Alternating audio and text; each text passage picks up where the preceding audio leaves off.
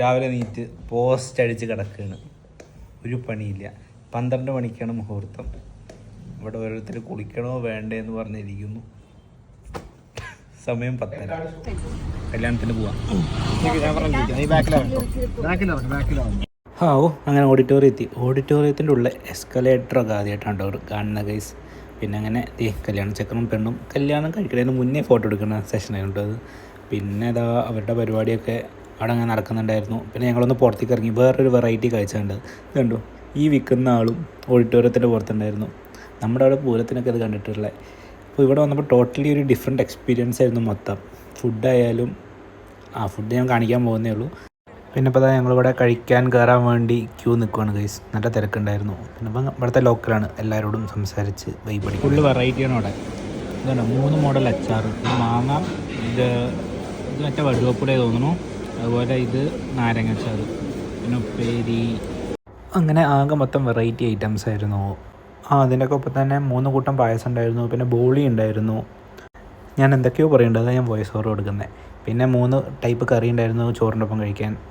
ഒന്നിച്ച് വെറൈറ്റി ആയിരുന്നു. പിന്നെ അവനൊരു ഗിഫ്റ്റ് വാങ്ങാൻ വേണ്ടി ഞങ്ങളൊരു ജ്വല്ലറി കയറി ചെറുതായിട്ടൊരു സാധനം മേടിച്ച് കൊടുത്തു. അത് കഴിഞ്ഞിട്ട് അവിടുന്ന് പുറത്തിറങ്ങിയപ്പോൾ ഈ ഫോൺ ഓർ ആപ്പ് പറഞ്ഞൊരു കടയിൽ നിന്ന് ഫോണിൻ്റെ ഒരു സ്കിൻ ഒട്ടിക്കാൻ കയറിയതാണ്. കാണിച്ചത് അതെ, നെറൂട്ടോയുടെ സ്റ്റിക്കറാട്ടോ ഞാൻ മേടിച്ചത്.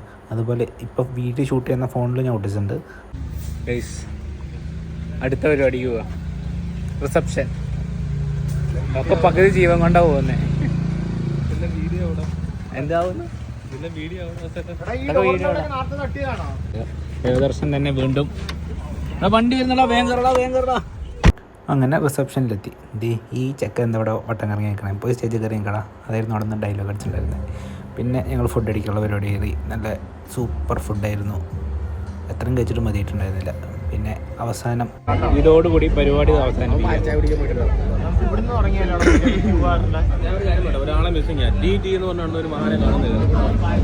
പരിപാടിയെ കഴിഞ്ഞ് തിരിച്ചു വീട്ടിൽ പോകാം. ഇനി ഞാൻ നേരെ വീട്ടിലോട്ട്. എല്ലാം കിളി പോയി നടക്കുന്നു. നിങ്ങളുടെ മെയിൻ കിളി കാണാനില്ലേ?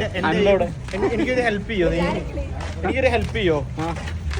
എഫിൻ ബ്രോ ഈ വാച്ച് കാണുകയാണെങ്കിൽ ഏതാണെന്നൊന്ന് പറഞ്ഞു തരുമോ? ഓക്കെ, ഇതൊന്ന് ടാഗ് ചെയ്യേ എഫിൻ ബ്രോനെ. പിന്നെ അവിടുന്ന് ഞാൻ നേരെ റെയിൽവേ സ്റ്റേഷനിലോട്ട് വന്നു. കുറച്ച് നേരം പോസ്റ്റ് ആയിരുന്നു.